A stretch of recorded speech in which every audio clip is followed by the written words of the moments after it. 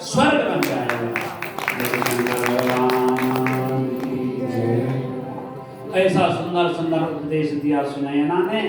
और फिर चारों दुल्हनों को डोली पर बिठाया और जो 4 राजकुमार हैं जो दूल्हे के रूप में हैं वो भी घोड़े में बैठे और राजा दशरथ बार बार जनक जी महाराज के हृदय को बार बार हृदय से लगाते हैं, आंसू बिंदु गिरते हैं भाव और भक्ति से।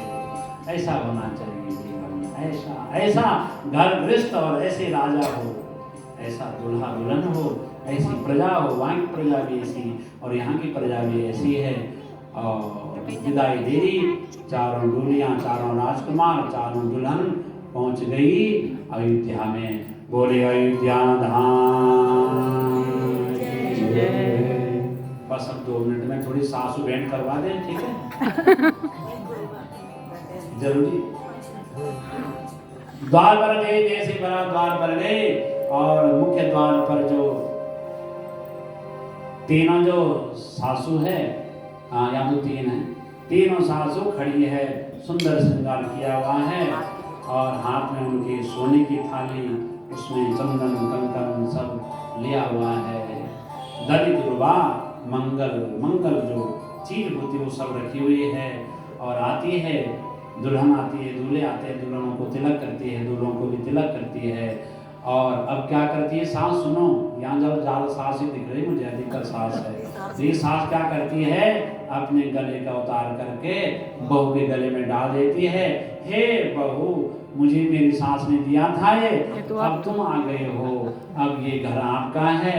और जेब से चाबी भी दे दी कि अब चाबी आपकी, बस हमें भी 2 रोटी दे देना, अपने आप भी खाना और आनंद में रहना, तो घर आनंदित तो हो जाएगा, ठीक है? चाबी छुपा छुपा के रखी सास हो तो बहू, अगर कुछ भी ना हो बहू सोचे पत्नी क्या है इसके पास, क्या है क्या है क्या है। तो सासू ने बड़ा आदर किया, बड़ा सत्कार किया अपने दुल्हनों का। और दुल्हनों ने भी सास को प्रणाम किया, कहा सासू आप हमारा ध्यान रखेंगी, हम आपका माँ के समान, अब हमारी माँ तो छूट गई, अब आप ही हमारी माँ है। और सब आनंदित हैं। तुलसीदास जी महाराज कहते हैं, जब तेरा ब्याही घर आए, जब तेरा